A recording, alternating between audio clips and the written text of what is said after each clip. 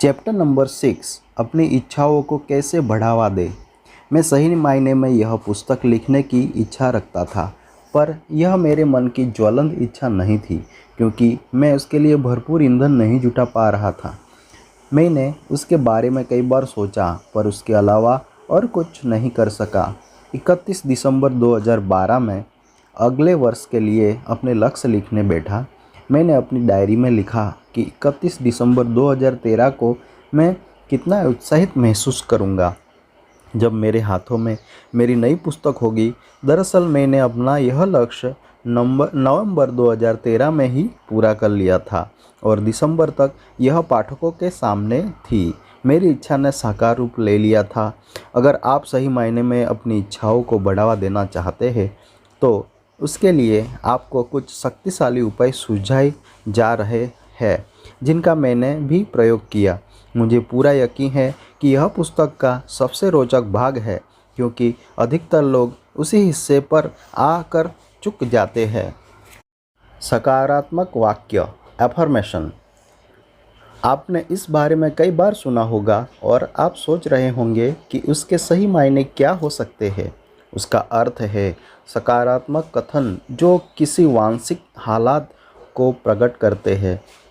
इन्हें इतनी बार दोहराया जाता है कि ये अवचेतन मन में दर्ज हो जाते हैं और सकारात्मक नतीजे सामने लाते हैं। आप धारणा, ध्यान, रुचि व इच्छा जैसे 4 प्रमुख पक्षों के साथ उन्हें प्रभावी बना सकते हैं। कल्पना करें कि आप फुटबॉल के मैदान में अपने खिलाड़ी साथियों के साथ दौड़ रहे हैं। वे 10 राउंड लगा रहे हैं, जो कि आपने कभी नहीं किया, पर आप उनका दिल जीतना चाहते हैं। उन्हें दिखाना चाहते हैं कि आप ऐसा कर सकते हैं। आप भागने लगते हैं और आप मन ही मन यह भी दोहराते जा रहे हैं, मैं ऐसा कर सकता हूँ, मैं ऐसा कर सकता हूँ। आप न केवल ऐसा सोचते हैं, बल्कि इस बात का पूरा विश्वास भी करते हैं कि आप भी उनके जैसा प्रदर्शन कर सकते हैं। दरअसल ऐसा करते हुए आप स्वयं को सकारात्मक अभिकथन दे रहे हैं। हम में से बहुत से लोग अक्सर अपने जीवन की घटनाओं और हालातों के लिए नकारात्मक शब्दों का प्रयोग करते हैं और नतीजतन अपने लिए ऐसे हालात पैदा कर लेते हैं जो वांछित नहीं होते। शब्द और वाक्य आपके लिए अच्छे और हानिकारक दोनों तरह के नतीजे पैदा कर सकते हैं। लोग अक्सर अपने दिमाग में नकारात्मक बातें दोहराते हैं और उन्हें यह पता नहीं चलता कि वे क्या कर रहे हैं। वे लगातार यही सोचते रहते हैं कि वे किसी काम को नहीं कर सकते, वे बहुत आलसी हैं, उनके अंदर ताकत नहीं है या वे असफल होने वाले हैं। उनका अवचेतन मन इन बातों को सच मान लेता है और धीरे धीरे उनके जीवन में कई तरह की घटनाएं और हालात सामने आने लगते हैं। भले ही वे उनकी इच्छा के लिए हो या न हो, तो क्यों न हम अपने लिए सकारात्मक वाक्यों को चुनें। ये अभिकथन इंसानों के लिए वैसे ही निर्देशों का काम करते हैं जैसे हम कंप्यूटर को स्क्रिप्ट देते हैं। वे भी दिमाग को वैसे ही प्रोग्राम करते हैं जैसे कंप्यूटर को कमांड से प्रोग्राम किया जाता है।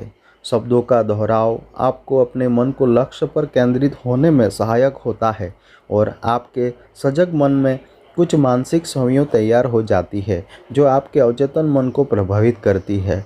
ठीक उसी तरह मानसिक चित्रण काम करता है। सजग मन इस सिलसिले को चालू रखता है और आगे का काम अवचेतन मन संभाल लेता है। अगर आप जानकर इस सिलसिले को आरंभ कर सके तो आप अपने अवचेतन को प्रभावित करते हुए अपनी आदतों, व्यवहार, रवैये व प्रक्रिया आदि में बदलाव लाते हुए अपने जीवन को एक नया रूप और साकार दे सकते हैं।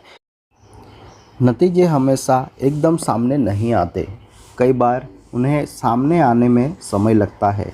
केंद्र, विश्वास तथा अभिकथनों को दोहराने में निवेश की गई भावनाएं आपकी इच्छा की ताकत और लक्ष्य का आकार ही तय करता है कि यह सब पूरा होने में कितना समय लगने वाला है। सावधान रहे, भले ही आप सुबह कुछ मिनट तक सकारात्मक बातें दोहराते हो, पर अगर आप बाकी बचे हुए दिन में लगातार नकारात्मक सोच रखेंगे तो यह सकारात्मकता अपना असर खो देगी। अगर आप नतीजे पाना चाहते हैं तो आपको तय करना होगा कि आप नकारात्मक बातें बिल्कुल नहीं सोचेंगे। आपके सकारात्मक वाक्य छोटे होने चाहिए ताकि आपको उन्हें दोहराने में परेशानी न हो। बेहतर होगा कि उन्हें उस समय दोहराया जाए जब आप किसी और अहम काम में न उलझे हो, जैसे बस या गाड़ी में यात्रा के दौरान, सैर के दौरान, किसी कतार में लगने के दौरान आदि। उन्हें दिन में कई बार दोहराने से आपको अपने लक्ष्य तक तेज़ी से जाने में मदद मिलेगी। मानसिक और शारीरिक तौर पर शांत रहने से एकाग्रता मजबूत होती है। आपके कथनों में जितना विश्वास और भाव होंगे, आपके लिए नतीजे उतनी जल्दी सामने आएंगे। आप जो भी पाना चाहे उसे पाने के लिए केवल सकारात्मक शब्दों का प्रयोग बहुत मायने रखता है। अगर आप वज़न घटाना चाहे तो वज़न घटाने हैं या मैं मोटी हूँ जैसी बातें सोचने की बजाय अपनी छरहरी होने की कल्पना करें और ऐसे बातें न बोले जो आपके मन में ऐसी छवियां पैदा करे जो आप नहीं पाना चाहते। आपको यह कहना चाहिए कि आप अपने आदर्श वजन तक पहुंच गए हैं। उस तरह आपके मन में सकारात्मक छवि का विस्तार होगा। आपके वाक्य हमेशा वर्तमान काल में होने चाहिए, उसे भविष्य काल में न जोड़ें। मैं सफल होऊंगा कहने का अर्थ है कि आप कभी भविष्य में सफल होने की इच्छा रखते हैं। मैं सफल हूँ यह कहना कहीं अधिक कारगर होगा। अवचेतन मन ओवरटाइम में काम करेगा ताकि आपकी इस इच्छा को साकार किया जा सके। इन अभिकथनों की ताकत से आप अपने जीवन को सही मायने में रूपांतरित कर सकते हैं। आप अपने जीवन से जो चाहते हैं उसे दोहराने से आप उसे मानसिक और भावनात्मक तौर पर देख सकते हैं, भले ही आपके हालात कोई भी क्यों ना हो। उस तरह आप उसे अपने जीवन में आकर्षित कर सकते हैं। आपके लिए कुछ उदाहरण प्रस्तुत है। मैं पूरी तरह से फिट और सेहतमंद हूँ। मेरा जीवन पूरी तरह से भरपूर है। मैं दिन प्रतिदिन संपन्न हो रहा हूँ। मेरा शरीर सही तरह से काम कर रहा है। मेरे पास भरपूर ऊर्जा है। मेरा मन शांत और सजग है। मैं सदा शांत भाव में रहता हूँ। मेरी सोच मेरे वश में है। मैं प्रेम और प्रसन्नता का प्रसार करता हूँ। मैं अपने सपनों के घर में रह रहा हूँ। मेरा अपने जीवन साथी के साथ बहुत प्यारा और अद्भुत संबंध है। मेरे पास एक संतुष्टिदायक और अद्भुत नौकरी है। मैं अपने सभी प्रयासों में सफल हूँ।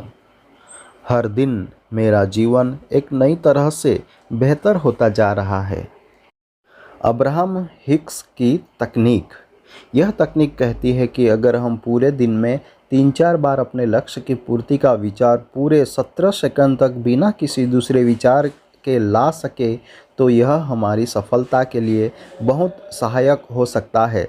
उसके बाद अब्राहम कहते हैं कि ये 17 सेकंड पूरे 2000 एक्शन घंटे के सच्ची मनसा के 34 सेकंड 20,000 एक्शन घंटे के, और अगर उसे 68 सेकंड में बदला जाए तो यह ऊर्जा कई गुना होकर 2 लाख एक्शन घंटों के बराबर हो सकती है। आपको यह संख्या सुनकर हैरानी होगी पर यह सच है, और अक्सर लोग लगातार कुछ बातें पर काम किए बिना ही उन्हें अपनी ओर आकर्षित करते हैं। 17 सेकंड ही क्यों? क्योंकि हम केवल 17 सेकंड तक ही अपनी मनसा को पूरी तरह से एकाग्र रख सकते हैं। हम में से अधिकतर अपना एक वाक्य तक पूरा नहीं कर पाते और बीच में हमारी एकाग्रता भंग होती है, और ऐसा 2 सेकंड के भीतर होता है। इस तरह हमारे लक्ष्य को मिश्रित संदेश मिलते हैं और वे हम में से दूर होते चले जाते हैं। मिसाल के लिए हम कह सकते हैं, मैं इस नई कार को पाना चाहता हूँ पर यह इतनी महंगी है कि मैं उसे नहीं ले सकता। अब्राहम के अनुसार अगर आप पूरे 17 सेकंड तक किसी एक सोच पर टिके रहेंगे तो यह बहुत लाभदायक होगा, क्योंकि उसके ठीक बाद आपके मन में दूसरी सोच पैदा हो जाती है। यह नई सोच पिछली सोच से कई ताकतवर होती है जो कि अब मिट चुकी है। आकर्षण के नियम के अनुसार यह नई सोच कहीं ज़्यादा ताकतवर होगी। अगर किसी वजह से यह पहली सोच के विपरीत या नकारात्मक हुई तो पहली सोच उसके आगे बेअसर हो जाएगी। अब हम इस बारे में जानते हैं, इसलिए हमें विशुद्ध सोच के पूरे 4 सत्र रखते हुए यह देखना होगा कि हमारी सोच विपरीत न हो। अगर हम पूरे दिन में अपने लक्ष्य से जुड़ी सोच को 34 या 68 सेकंड का समय भी दे सके तो यह हमारे लिए बहुत फ़ायदेमंद होगा। तो इस एकाग्र सोच के लिए 17 सेकंड कैसे आए जा सकते हैं?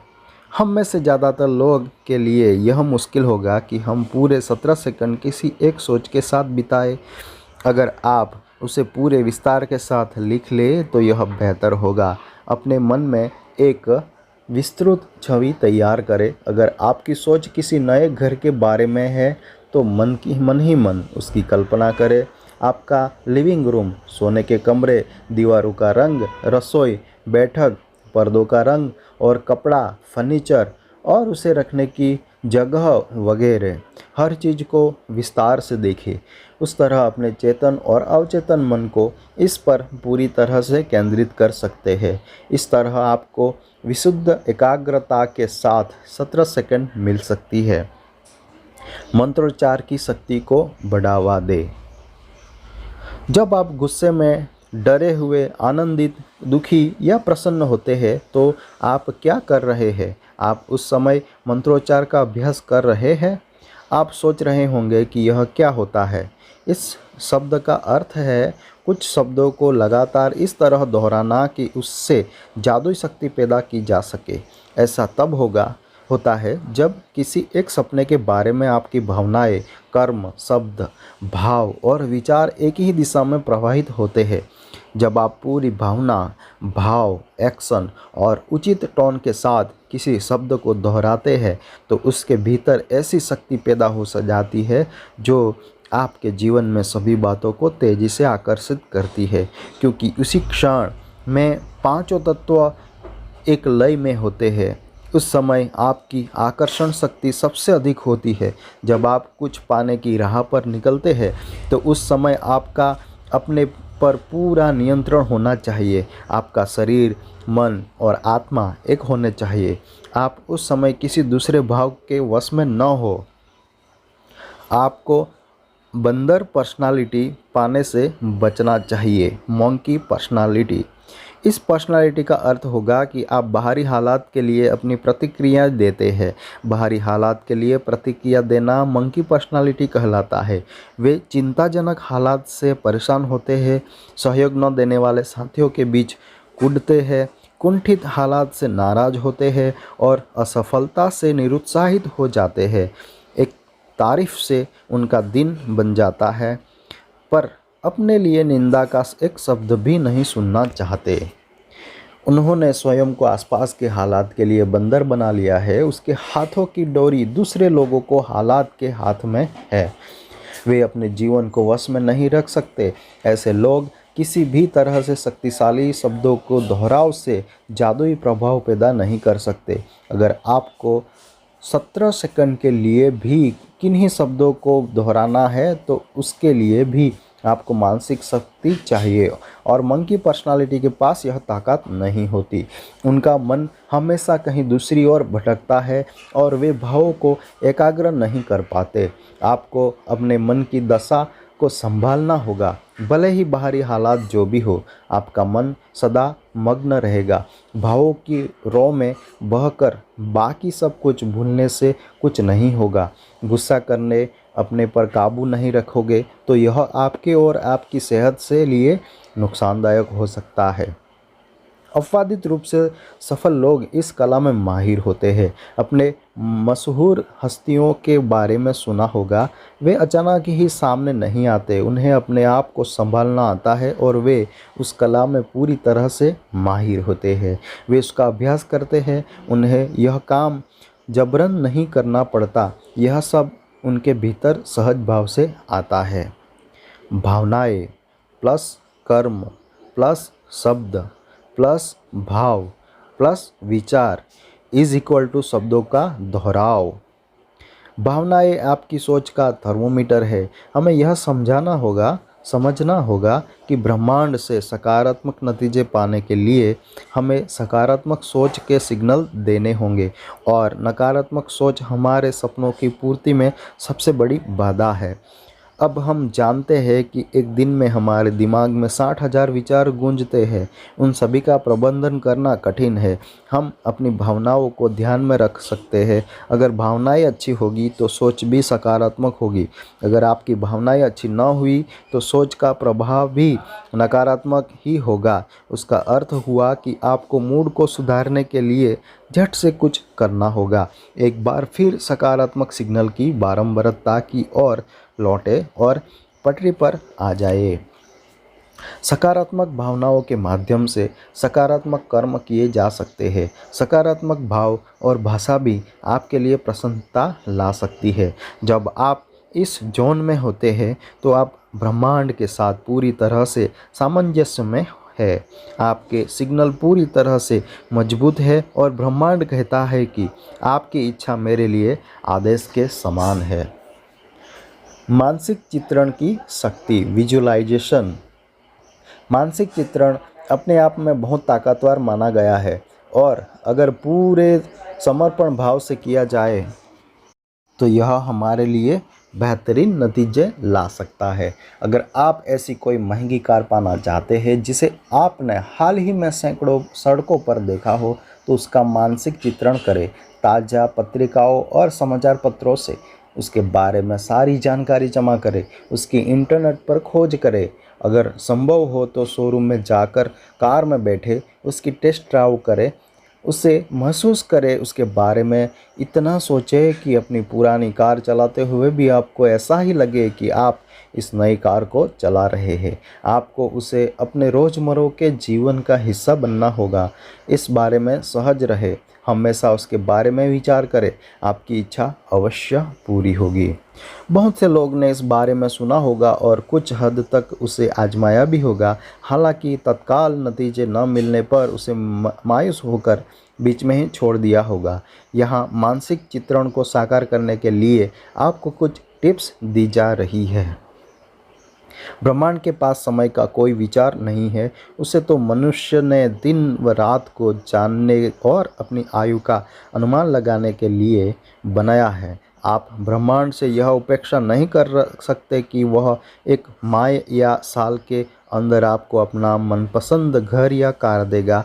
यह आपकी भावनाओं और इच्छाओं की बारंबारता के अनुसार ही नतीजे देता है। अगर आपकी इच्छा और बारंबारता में कमी होगी तो इच्छा पूरी होने में इतना ही अधिक समय लगेगा, यानी नतीजे देर से सामने आएंगे। ब्रह्मांड से यह न पूछे कि वह आपके सपने को पूरा करने में कितना समय लेगा।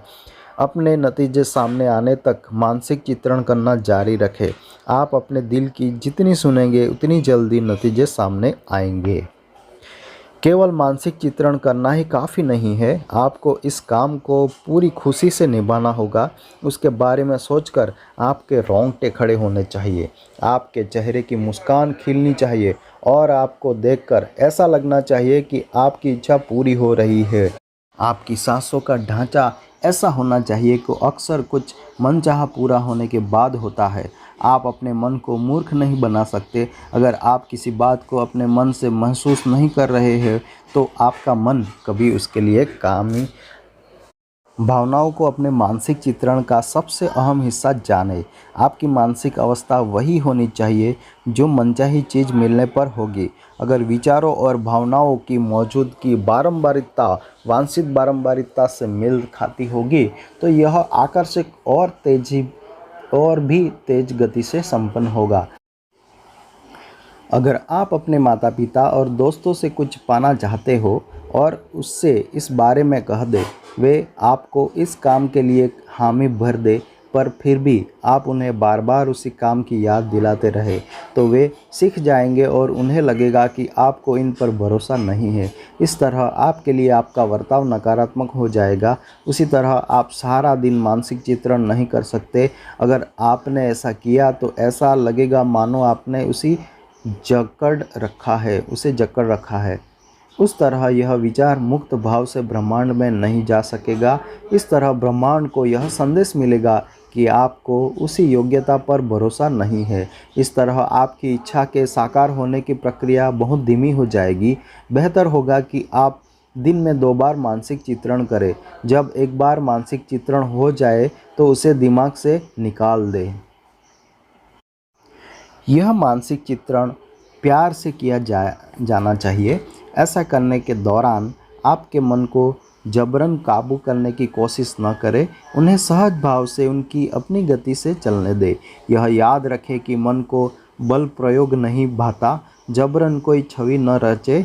आपके मन में जो भी आसानी से आए उसे ही खुशी से स्वीकार करें। प्रवाह को निर्देश करें पर नियंत्रित न करें। आपका मन आपकी सोच से कहीं ज़्यादा समझदार है। उस पर भरोसा करें ताकि यह अपनी शक्तियों के साथ आपके सामने प्रकट हो सके। बहुत मायूस न हो। Stop being so desperate.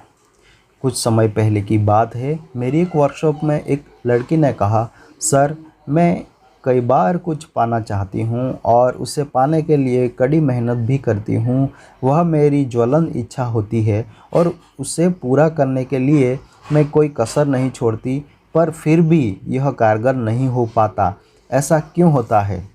मेरा जवाब सुनकर वह दंग रह गई। मैंने कहा, तुम जिसे ज्वलंत इच्छा कहती हो उसे मैं तुम्हारी मायूसी कहता हूँ। मैंने उसे बताया कि जब हम कुछ पाने के लिए बहुत बेचैन होते हैं तो हमारे पास खुशी नहीं होती और अपना मनचाहा पाने के लिए खुश रहना पहली शर्त है। जब आप गहरी नाराज़गी के साथ अपने लक्ष्य की ओर बढ़ते हैं तो किसे अपनी ओर आकर्षित करेंगे? आप नाराज़ होने की और वजह आकर्षित कर रहे हैं। यही वजह है कि आपकी इच्छा पूरी नहीं होती या उसे पूरा होने में बहुत ज़्यादा समय लग जाता है। ज़्यादातर लोग पूरे प्रयत्नों और ऊर्जा को लगाने के बाद भी अपना मनचाहा नहीं पाते। दरअसल वे प्रसन्न नहीं होते और अपनी ओर से किए जा रहे काम के लिए प्रसन्नता और उत्साह को अनुभव नहीं कर पाते। ये यांत्रिक तौर पर कामों को करते हुए नतीजे पाने के लिए व्याकुल रहते हैं। यह एक नकारात्मक अवस्था है जिसकी बारंबारता बहुत कम होती है। मानो आप जेब से 50 रुपये लेकर 1000 रुपये की कोई चीज़ लेना चाह रहे हो। आपने अक्सर देखा होगा कि लोग को वह चीज़ नहीं मिल पाती जिसे वे पाना चाहते हो, या जब उन्हें ज़रूरत हो, जैसे नौकरी न होने की दशा में लाख चाहने पर भी कभी काम नहीं मिलता, और जब उन्हें कहीं नौकरी लग जाती है तो उस दौरान दूसरी नौकरियों के प्रस्ताव भी आ सकते हैं। क्या आपको कभी ऐसा एहसास हुआ है या आपको भी ऐसे प्रस्ताव मिले? आपके मन की गहरी इच्छा और बेचैनी के बीच बहुत ज़्यादा अंतर नहीं है। अगर आपको उसका एहसास है तो आप ऐसा चुंबक होंगे जो हर चीज़ को आसानी से अपनी ओर खींच सकते हैं। प्रसन्न रहे और सहज भाव से लक्ष्य की ओर बढ़े। इस सिलसिले का पूरा आनंद ले। अगर आप उसका आनंद ले रहे हैं तो मंजिल उतनी मायने नहीं रखती। कुछ अधिक पाने के लिए कुछ छोड़ना होगा। Let go to get more. Krishna Janmashtami के मौके पर मैं दही हांडी का कार्यक्रम देखने गया था। उसके दौरान एक इंसानी पिरामिड बनाया जाता है और सबसे ऊपर रहने वाला व्यक्ति हांडी को लपेटने का प्रयास करता है जिसमें दही और मक्खन भरा रहता है। उसे देखते हुए मुझे एहसास हुआ कि ऊपर जाने वाले इंसान को गिरने का भय छोड़कर जाना पड़ता होगा। अगर आप उस भय से मुक्त नहीं होंगे तो कभी वहां तक नहीं जा सकेंगे। कुछ पाने के लिए कुछ छोड़ना होगा। कुछ भी साकार होने का सिलसिला भी तेज़ी से घटेगा जब आप कुछ छोड़ने का साहस रखेंगे। आपको अतीत के बैर, चुनौतियाँ, प्रोग्रामिंग और नतीजों से मुक्त होकर बेहतर भविष्य की ओर जाना होगा। एक और हो सकता है कि आपके मन में कुछ पाने की गहरी इच्छा हो, दूसरी और छोटी छोटी बातें आपको अपनी इच्छा को पूरा न करने दे रही हो। मानो आप मर्सिडीज़ बेंज चलाना चाहते हैं पर अपने पुराने बजाज चेतक स्कूटर में उलझ कर रह गए हो। हम आपको कुछ ऐसी शक्तिशाली उपाय दे रहे हैं जो आपको अपने अतीत और गैर जरूरी बातों से उभरने और बेहतर व अहम चीज़ों पर केंद्रित होने में सहायक होंगे। ध्यान। आप ध्यान की मदद से अपने आप को स्थिर और शांत कर सकते हैं। हम अपने मन की तुलना में शरीर को आसानी से शांत कर सकते हैं। हमारा जीवन बाहरी कोलाहल में बुरी तरह से घिरा हुआ है, जबकि सारी सृष्टता अपने भीतर में आ जाती है।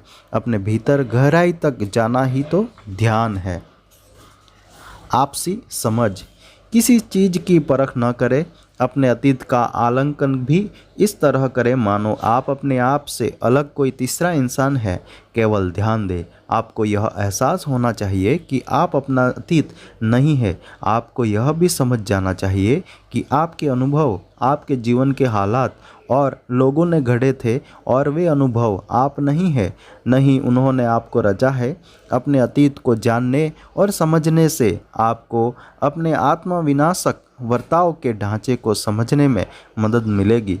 समझ से जागरूकता आती है। जागरूकता आपको चक्र तोड़ने में मदद करती है। स्वीकृति। अपने अतीत, उससे जुड़े लोगों, उससे जुड़े हालात आदि को जाने और माने। किसी भी चीज़ को छोड़ने और स्वयं को मुक्त करने के लिए स्वीकृति ही पहला कदम है। अपना प्याला खाली रखें। इस तरह आपको नए अनुभवों, हालातों और नए नज़रिए के लिए स्थान मिलेगा। अपने अनुभवों, परख, आदर्शों और भौतिक संपत्तियों को अपनी इच्छा से छोड़ने के लिए तैयार रखें, क्योंकि उनका कोई असली मोल नहीं है।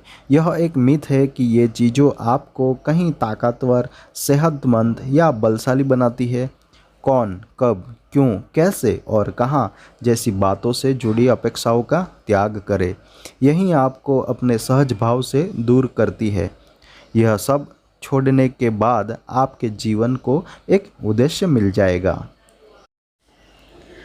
संरेखण। क्या आप जानते हैं कि जीवन में आपके मूल्य, उद्देश्य, लक्ष्य और उन्हें पाने की योजना क्या है? अगर नहीं जानते तो इस बारे में सोचें और उन्हें कहीं लिख लें। जब यह काम हो जाए तो उनके नैतिक मूल्यों को एक नज़र फिर से देखें और तय करें कि क्या वे आपके एक्शन प्लान से मेल खाते हैं, या समय आ गया है कि आप अपने लिए नए मूल्य, विश्वास, लक्ष्य या एक्शन प्लान तैयार करें। जो भी नए एक्शन इस दौरान शामिल करने चाहे, उन्हें भी वहाँ लिख दें। लोच। अब आप लक्ष्यों की दिशा में काम कर रहे हो तो यह नतीजे से अनासक्त रहना थोड़ा अजीब लगता है। कई जगह पर लोच बहुत मायने रखती है, जैसे नतीजे के मोह से दूर रहना। लोच को अपनाना सीखें। योजना को अपने अनुसार प्रवाहित होने दें, क्योंकि उसी प्रवाह के दौरान आपको जीने के लिए अनेक अवसर मिलेंगे। देना। पिछली घटनाओं और अनुभवों से कई जगह हमारे दिल को ठेस लगी होगी। जब भी ऐसे हालात सामने हो तो किसी दूसरे को अपनी ओर से कुछ देने की कोशिश करें। किसी को देखकर मुस्कुराए, किसी के लिए आगे आकर दरवाजे खोले, किसी अपाहिज बालक को चंदा दे, किसी भूखे को भोजन दे। इन छोटे कामों का आपके जीवन पर गहरा प्रभाव होगा। दूसरों के लिए भलाई की बात सोचने से आपको अपने भीतर तक जुड़ने में आसानी होगी। स्वयं पर रखें भरोसा। आपको अपने अस्तित्व और उद्देश्य पर भरोसा होना चाहिए। आपको भरोसा होना चाहिए कि ब्रह्मांड आपके सामने वह सब ला रहा है जो आपको मिलना चाहिए, और आपके लिए एक दैवीय योजना पहले से तय हो चुकी है। आपको उसके अनुसार ही काम करना है। जीवन से करे प्रेम। हमेशा खुश रहे, जीवन का आनंद ले, खुशी और सकारात्मक से भरपूर खिलाड़ी बने रहे। सकारात्मक का साथ न छोड़े। अपने आप को दूसरों से प्रेम करे। यह जीवन एक उपहार है और आपको उसे प्रतिदिन उत्कृष्ट दृष्टि से देखना और खोलना आना चाहिए। आभार और अपने प्रति ईमानदारी। इन निर्देशों का पालन करते हुए अपने जीवन में मिले वरदानों के लिए आभार प्रकट करें। अपने प्रति सदा सच्चे बने रहे। यह बहुत मायने रखता है। देने पर हो केंद्रित। Focus on giving. आप देखेंगे तो निश्चित तौर पर पाएंगे, जब आप छोटे थे तब आपने भी सुना होगा कि जब आप दूसरे को जितना देते हैं उससे कहीं अधिक पाते हैं। जब आप देते हैं तो आप अपने लिए अनपेक्षित की अपेक्षा कर सकते हैं। जब मैं सीमेंटिक में काम करता था तो मैंने अक्सर अपनी सीट पर बैठने से पहले सबसे मिलने की एक आदत सी बना ली थी। मैंने संगठन में काम करने के दौरान यह आदत बरकरार रखी। अक्सर दूसरों से हाथ मिलाते हुए मेरा सामना एक सहकर्मी एमी से होता था। वह एक अच्छा लड़का था और दूसरों से अच्छी तरह पेश आता था, पर मैं यह कभी नहीं समझ सका कि वह मेरे साथ क्यों नहीं खुलता था। वह मेरे हाथ मिलाने के दौरान कभी जवाब नहीं देता था और न ही नज़रें मिलाता था। उसकी अपेक्षा के बावजूद मैं उनसे हाथ मिलाना जारी रखा। हम 14 माह तक एक साथ काम करते रहे, पर उसका रवैया नहीं बदला। फिर मुझे इस विभाग से दूसरी जगह भेजा गया। मेरे कार्यालय का स्थान भी बदल रहा था। ऑफिस से आखिरी दिन एमी खुद मेरे पास आया और बोला कि वह मुझसे बात करना चाहता था। मैं हैरान रह गया। हम बाहर गए तो उसने कहा, भूपेंद्र, मैंने कभी तुमसे बात नहीं की और तुम्हारे साथ वैसे पेश नहीं आया जैसे आना चाहिए था। क्या तुम उसकी वजह जानना चाहते हो? मैंने कहा, नहीं, मैं नहीं जानना चाहता। उसने कहा, उसकी वजह यह थी कि मुझे यह पसंद नहीं कि दूसरे राज्यों से आने वाले लोग हमारे लोगों की नौकरियों पर कब्जा कर ले। ये लोग दूसरे राज्यों से आकर हमारा मजाक उड़ाते हैं, हमारी संस्कृति और परंपरा का मान नहीं रख करते, वे हमारे मूल्यों की कद्र नहीं करते। यही वजह थी कि मेरे मन में तुम्हारे लिए भी बैर था, पर आज मैं कहना चाहूँगा कि तुमने मेरा दिल जीत लिया। हमारे महाराष्ट्र राज्य को तुम्हारे जैसे लोगों की ही चाहिए। अगर कभी ज़रूरत हो तो मुझे याद करना। हमेशा पुणे में रहना भूपेंद्र, हमें तुम्हारी ज़रूरत है। एमी की ओर से मिला यह उपहार अनमोल था। मैं आज तक नहीं जानता कि मैंने उसका दिल कैसे जीता। उससे लगातार हाथ मिलाने के सिवा तो मैंने कुछ भी ऐसा नहीं किया था जिसने उसका मन बदल दिया हो। शायद सहज भाव से रोज हाथ मिलाने ही उसे भा गया हो। उससे देने की ताकत का पता चलता है। अगर आप किसी को कुछ देते हैं तो निश्चित तौर पर किसी दूसरे रूप में पाते हैं। आप जितना अधिक देते हैं उतना ही अधिक पाते हैं। इस तरह यह कायनात एक संतुलन बनाए रखती है, उसमें कभी असंतुलन आ ही नहीं सकता। मैं आपको इन अभ्यासों को अपनाने की सिफारिश करूँगा, जो आपके जीवन में सब कुछ पाने के द्वार खोल देंगे। पूरी ईमानदारी से दूसरों को यथासंभव सराहा सीखे। झूठी तारीफ न करे। आपकी प्रशंसा में ईमानदारी होनी चाहिए। जीवन में सामने आने वाले हर हालात और इंसान का सामना मुस्कुरा के साथ करे। दूसरों या अपने बारे में और परिस्थितियों के बारे में बात करते हुए हल्के या कम ऊर्जा से भरे शब्दों का प्रयोग न करें। याद रखें, आपके संप्रेषण की गुणवत्ता ही आपके जीवन की गुणवत्ता तय होती है। ज़रूरतमंद लोगों की मदद करें। शांत रहे और कुछ भी कहने से पहले सोचें। अगर आपने किसी को कुछ देने की सोच है तो ऐसा पूरी खुशी से करें। धन्यवाद, कृपया और क्षमा करें, इन 3 सुनहरे शब्दों का प्रयोग करना न भूलें। अतीत को भूलें और क्षमा करें, आगे बढ़ें। उसी क्षण से लोगों को सराहना आरंभ करें, उसकी प्रसन्नता का कारण बने। किसी बेघर को भोजन दे, यथासंभव दे और आप दौलतमंद हो सकते हैं। एक विज़न बोर्ड तैयार करें। कॉरपोरेट जगत में अक्सर मेरी भेंट ऐसे लोगों से होती है जो अपने कार्यस्थल पर अपने आप को सपनों को बुलेटिन बोर्ड पर लिख कर देते हैं या उनसे जुड़ी तस्वीरें लगा देते हैं। यह उनकी नई गाड़ी, नई घर, अगली प्रमोशन, किसी भूली हुई रुचि व अवकाश से भी जुड़ा हो सकता है। उन्हें विजन बोर्ड कहते हैं। आपको ऐसे ही जगह लगाना चाहिए जहां से आप आसानी से नियमित तौर पर उसे देख सके। इस पर अपने लक्ष्य की तस्वीर भी लगा दे। आपको सारा दिन उसके बारे में सोचने की ज़रूरत नहीं है, पर जब सुबह आँख खुले या रात को सोने जाए तो उसे एक बार अवश्य देखें। उसे अपने भीतर पनहने दे। मुझे अपने काम के सिलसिले में अक्सर कई तरीके के संगठन को व कंपनियों में जाने का अवसर मिलता है। कुछ जगह जाकर कुछ ऐसा ही नज़ारा देखने को मिलता है और मन प्रसन्न हो जाता है। सीमेंटक में काम करते हुए मुझे याद है कि ग्राहक संतुष्टि सर्व स्कोर 80% के करीब था और फिर उन्होंने उसे 85% कर दिया। लोगों को 80% तक करना कितना कठिन लगता था, पर फिर उन्होंने उसे 25% कर दिया। भले ही लक्ष्य वास्तविक नहीं लगता था, पर नेतृत्व टीम को अपने पर भरोसा था और उन्होंने हर जगह उसी आवश्यक के स्टिकर लगा दिए। हैरानी की बात यह रही कि कंपनी ने 3 माह से भी कम समय में उस लक्ष्य को पा लिया।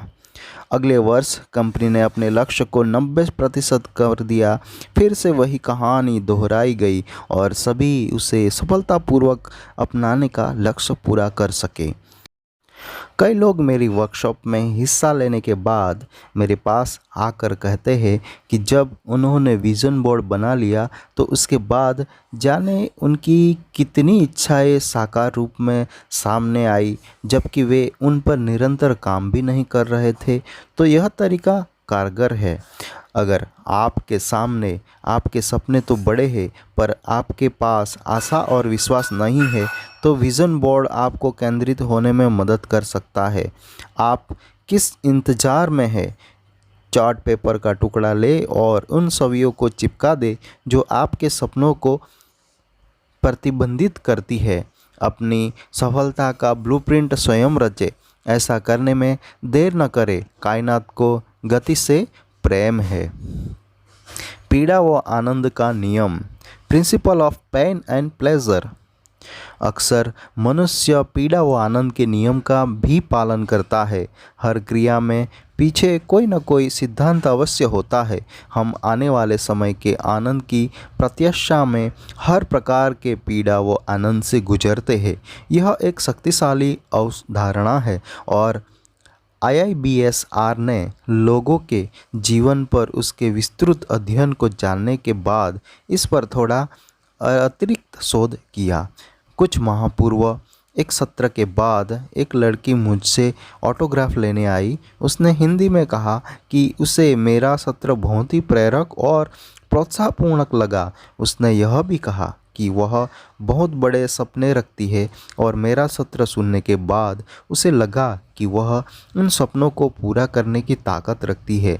अंग्रेजी भाषा का ज्ञान न होने ही उससे के लिए बड़ी बाधा बना हुआ था। उसने अपने सपनों को पूरा करने के लिए उसे जानना जरूरी था और उसे यह भाषा नहीं आती थी। पर आपको सुनने के बाद मैंने जाना कि मैं कर सकती हूँ, मैं कुछ भी कर सकती हूँ, पर केवल इतना जानना चाहती हूँ कि उसे कैसे संभव कर सकते हैं। भाषा कठिन है और मेरी आयु 24 वर्ष है। क्या मुझे उसे सीखने और बोलने में अगले 24 वर्ष लगने वाले हैं? मैंने उसे सीखना चाहा, पर यह बहुत कठिन है। यह मेरी मातृभाषा नहीं है। मुझे दूसरे काम भी रहते हैं, इसलिए पर्याप्त समय नहीं निकाल सकती। मैंने उससे कहा कि वह वहीं बैठकर ऐसी 10 बातें लिखे जिसकी वजह से उसे भाषा सीखने में परेशानी हो रही है, और उसके बाद ऐसे उसे 10 आनंद लिखने को कहा जो उसे अंग्रेजी बोलने से मिलेगी। मैंने उसे वह भी कहा कि वह इस पीड़ा को भी लिखे कि अगर उसे वह भाषा नहीं सीखी तो उसका जीवन कितना कष्ट सहन करना होगा। मैंने उसे कहा कि उसे सोच समझकर अपनी बातें लिखनी होगी। मैंने उसे लिखने के लिए भरपूर समय भी दिया। लगभग 1 घंटे के बाद उसके पास वे 20 स्क्रिप्ट तैयार थे। फिर हमने विस्तार से इन पर चर्चा की। हमने देखा कि उसे भाषा सीखने में दिक्कत क्यों हो रही थी। हमने यह देखा कि भाषा सीखने के बाद उसे कितना लाभ हो सकता था। हमने भाषा सीखने की राह में आने वाली बाधाओं पर भी चर्चा की, जैसे समय और धन, नई बोली सीखने में दिक्कत, खास तौर पर जब मस्तिष्क और मुख को नई ध्वनियों के उच्चारण के लिए प्रशिक्षण देना पड़ता है। मैंने उसे कहा, तुम्हारे भीतर आसानी से यह बात आ सकती है कि कदम पीछे हटा लो, क्योंकि यह सबसे आसान विकल्प होता है। परंतु यह बात रखो कि परंतु यह याद रखो कि सब कुछ छोड़ने से आपको तत्काल पीड़ा से मुक्ति मिलेगी, परंतु आप जीवन पीड़ित रहोगे। जब आप इस थोड़ी सी पीड़ा को सहन कर लोगे तो आने वाले आनंद की कल्पना की जा सकती है। एक माह बाद वह मुझे धन्यवाद देने आई। उसने अपनी बात कहने के लिए हिंदी या मराठी का एक भी शब्द नहीं कहा। बेशक अंग्रेजी बोलने में कुछ भूल हो रही थी, पर फिर भी वह दुनिया को बताने से हिचक नहीं रही थी कि वह भाषा को बोलने का प्रयत्न कर रही है। मुझे उसे इस रूप में देखकर बहुत अच्छा लगा। आज मैं अपने कई सत्रों में उसकी कहानी को उदाहरण के तौर पर प्रस्तुत करता हूँ। अब वह त्रुटिहीन अंग्रेजी बोलती है और उसके सपने साकार होने की राह पर अग्रसर है। उसने यह सब कैसे पाया? जब उसने इस काम से जुड़े पीड़ा और आनंद का आकलन किया तो भीतर ही भीतर उसका मन आनंद को पाने के लिए तड़प उठा। हम रोज़ सुबह भले ही कितनी देर से क्यों ना उठे, पर अगर हमें कोई अहम परीक्षा देनी हो, विमान या गाड़ी पकड़नी हो, तो हमें उठने में देर नहीं होती। नींद में भी हमारा अवचेतन मन अपने गुणा भाग में लगा रहता है। हर इंसान अपनी सहज प्रवृत्ति से चलता है, पर तकरीबन लोगों को इसके बारे में पता नहीं होता। अगर हम सजग और उसे प्रयोग में ला सके तो हमारे लिए सब कुछ कितना आसान होगा। अगर आप इन लोगों की बात करें तो जो सदा फिट और सुंदर दिखते हैं, तो आपको उसका एहसास होगा कि वे सेहतमंद भोजन से न केवल दूर रहते हैं बल्कि उससे नफरत भी करते हैं। उन्हें वसा युक्त मांस और तेल में डूबे तले हुए आलूओं से एलर्जी होती है।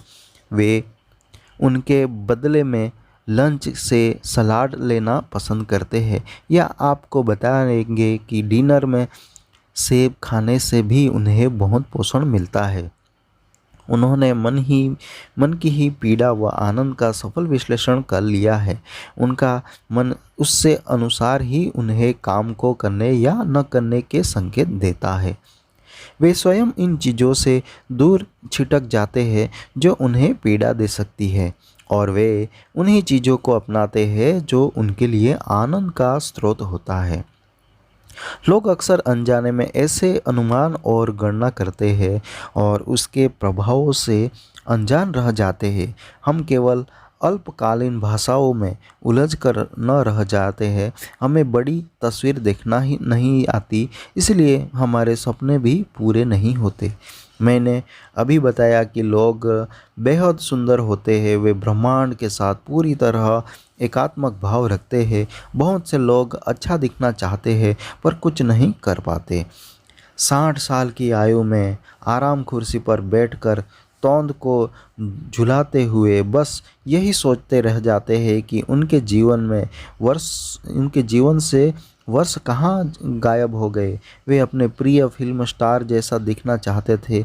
उन्हें यह जानकर हैरानी होती है कि प्रिय स्टार अब भी वैसा ही दिखता है और वे उसके पिता या माँ समान दिखने लग जाते हैं। उनके दिन में वह एक दिन कभी नहीं आता जब वे कुछ करना चाहे। दरअसल उनकी सोच और उसका इच्छा कभी भी मेल नहीं हुई। उनकी सोच को सही एक्शन, भाव या विचारों का समर्थन नहीं मिला। वे अपनी डाइट में अस्थायी बदलाव और दिनचर्या की कसरत को स्वीकार नहीं कर सके। भले ही प्रिय स्टार की कल्पना करते रहे हो, पर अपने संकल्प को उसी जोश और लगन से कभी पूरा नहीं निभा सके। उन्होंने नए कपड़े और जूते लिए, जिम में गए, सुबह जल्दी भी उठे, पर धीरे धीरे सारा जोश हवा हो गया। सुबह उठना एक भयानक सपना लगने लगा। जिम में सारा आफत लगने लगा और उन्हें आनंद व पीड़ा की गणना करनी नहीं आती थी। वे अस्थायी पीड़ा से इतना डर गए कि आजीवन मिलने वाले आनंद को खुद से दूर धकेल दिया। यह उनके हिसाब किताब की बड़ी भूल थी। यह न भूले कि अवचेतन मन जब भी हिसाब किताब कर रहा है, क्योंकि यह एक कुदरती प्रक्रिया है। ऐसे लोग अक्सर खुद को समझाकर 2 दिन का ब्रेक लेते हैं और फिर वे 2 दिन 4, 15 वो 20 दिन में बदल जाते हैं। फिर वे भूल जाते हैं कि उन्होंने कोई वादा किया था। 20 साल बाद अचानक उन्हें अपनी इस गलती का एहसास होता है तो उन्हें बहुत दुख होता है। एक बार मुझे यात्रा के दौरान किसी ऐसे इंसान से मिलने का अवसर मिला जो मेरे किसी वर्कशॉप में हिस्सा ले चुका था। वह बहुत ही आकर्षक व्यक्तित्व, सुंदर देह यष्टि का स्वामी था। मैंने उससे उसकी फिटनेस का राज पूछा। उसने तो जो बताया उसने मुझे हैरत में डाल दिया। उसने कहा, सर, एक समय था जब मैं बहुत दुबला था। मेरी एक सहपाठी थी। मैं उसे पसंद करने के बावजूद कभी उससे अपने दिल की बात नहीं कर सका। मुझे अक्सर यह लगता था कि मैं उसके लायक नहीं था। बहुत से लोग मेरे दुबलेपन पर ताने कसते और मुझे बांस कहकर बुलाते। मैंने कई बार कसरत करनी चाहिए पर कभी नियमित रूप से नहीं कर सका। मैंने सेहत सुधारने के लिए दवा भी ली पर कोई फर्क नहीं पड़ा। एक दिन उसी लड़की ने मुझ पर ताना कसा और मेरे दिल को गहरी ठेस लगी। मैं घर आकर बिसुरने लगा। मैंने फिर से जिम जाना आरंभ कर दिया। मैं दिन में 4 से 5 घंटे कसरत करने लगा। लोग मुझे कॉलेज में पहचानने लगे क्योंकि मैं जानकर ऐसे कपड़े पहनने लगा था जिससे मेरी बॉडी दिखाई देती। जल्दी ही सभी मेरे गठे हुए शरीर की तारीफ करने लगे। तब से ही मुझे खुद को फिट रखने और सुंदर दिखने की आदत सी हो गई है। क्या आपने ध्यान दिया कि इस एक वाक्य ने उसे दिल में कितना दर्द पैदा कर दिया? उससे बचने के लिए ही उसने अपनी कमजोरी को ताकत में बदल दिया। ऐसे बहुत से प्रसंग मिलेंगे जिनमें एक थप्पड़, एक अपमान, एक व्यंग्यपूर्ण वाक्य, एक नकारात्मक शब्द ने किसी को अपने जीवन में सकारात्मक बदलाव लाने के लिए प्रेरित कर दिया। मनुष्य का मन अपने लिए पीड़ा के स्थान पर आनंद पाना चाहता है। इस युवक को अपनी क्रिया में हाथों अपमानित होकर पीड़ा सहन करनी पड़ी और वह दोबारा इस पीड़ा से बचना चाहता था। इसलिए उसने अपना जीवन ही बदल दिया। पीड़ा व आनंद का सही अपमान आपको कई प्रकार के सहायक हो सकता है, जैसे ऐसे अहम निर्णय लेना जो आप भय आदि भाव के कारण नहीं ले पा रहे हो। टाल मटोल की आदत से उबरते हुए ऐसे काम करना जो आपके लिए महत्व रखते हो। अपने संबंधों में सुधार लाना, अपनी बुरी आदतों पर रोक लगाना, अपने जीवन की संपूर्ण गुणवत्ता में सुधार लाना। आज ही इन सभी कामों के लिए पीड़ा आनंद की गतिविधियों को पूरा करें जो आपके लिए जीवन में उल्लेखनीय अवसर ला सकती है।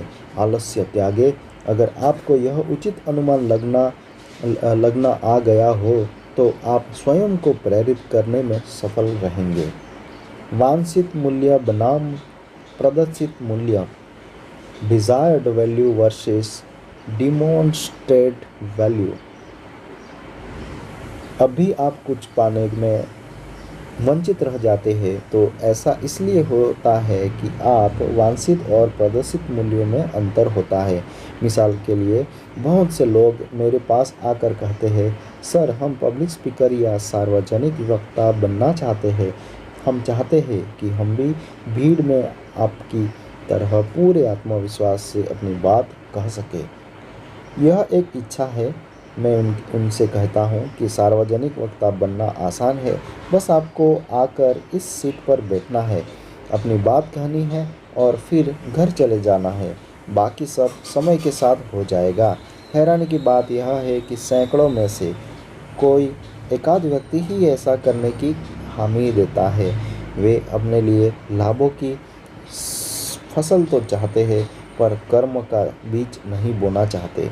वे अपने भय या आरामदायक दायरे में बाहर न आने की जिद के चलते कदम नहीं उठाना चाहते। आपको अपनी इच्छाओं को साकार करने के लिए इन पर कार्यवाही करनी होगी। अगर आप बहुत सारा पैसा कमाना चाहते हैं तो आपके कामों से ऐसा लगना चाहिए कि आप धन पाने के लिए सजग है।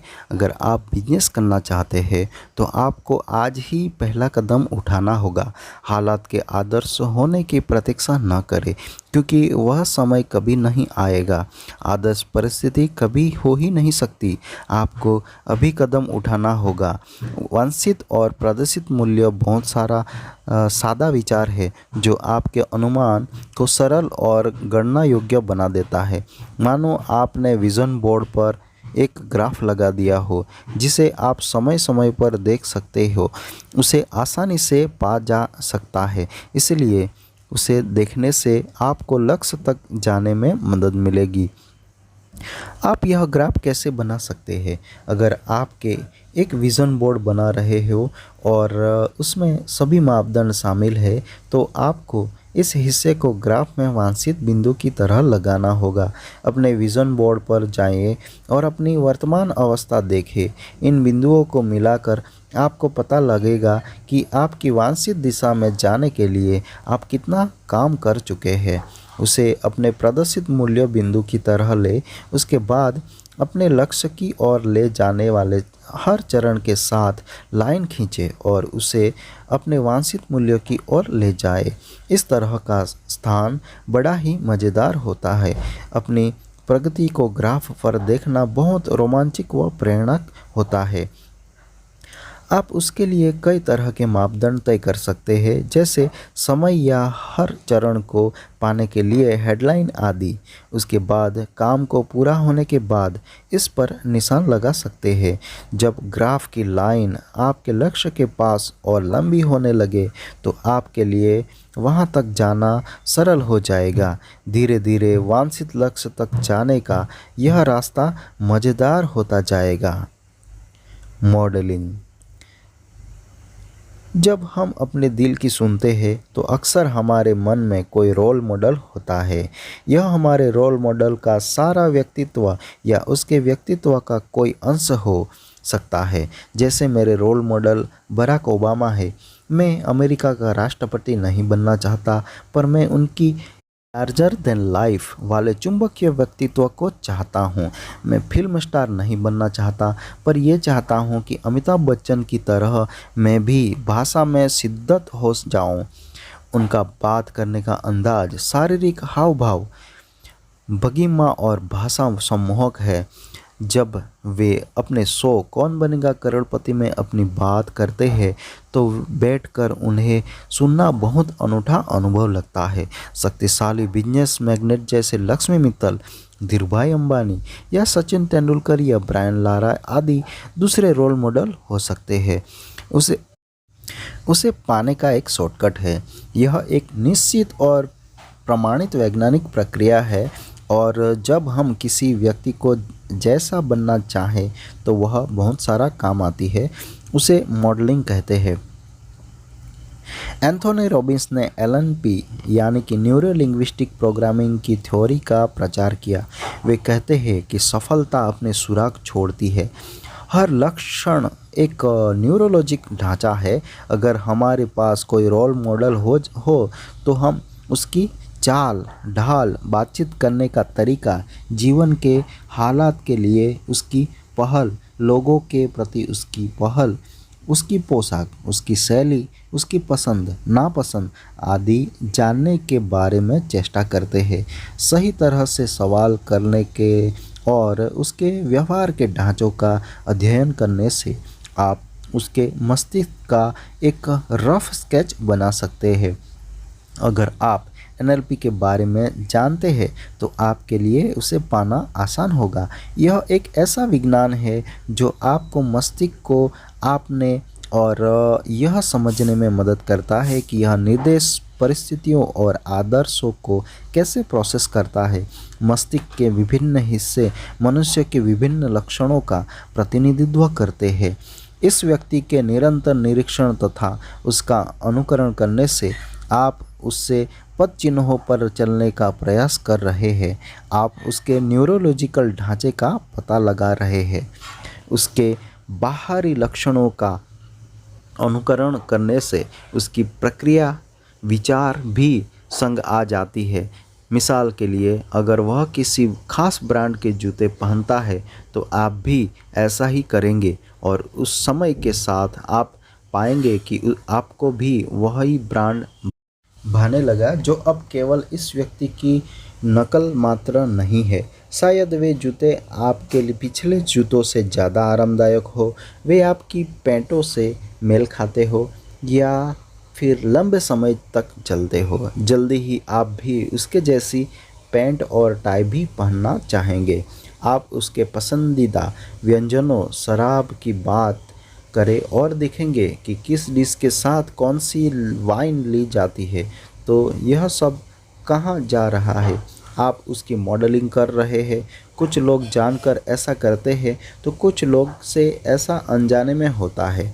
आप स्वयं को इस व्यक्ति पर अध्ययन के लिए जितना केंद्रित करेंगे, उसके गुणों को अपने जीवन में उतारेंगे, आपकी मॉडलिंग इतनी ही सटीक होती जाएगी और इस तरह आप उसकी सफलता की विशालता के निकट होते जाएंगे। एंथनी रॉबिन्स ने इन चीज़ों को एक सादे से प्रयोग से दर्शाया जो उन्होंने यूएस आर्मी पर किया था। उन्होंने उनसे 10 बेस्ट शूटर मांगे और कहा कि वे सभी शूटर्स को उनके जैसा बना देंगे। उन्होंने एनएलपी का अभ्यास किया। इन शूटर्स से सैकड़ों सवाल किए गए जिनका शूटिंग से कोई लेना देना नहीं था। फिर उन्होंने दूसरे शूटर्स को उनके व्यवहार व सोच के ढांचे का प्रशिक्षण किया।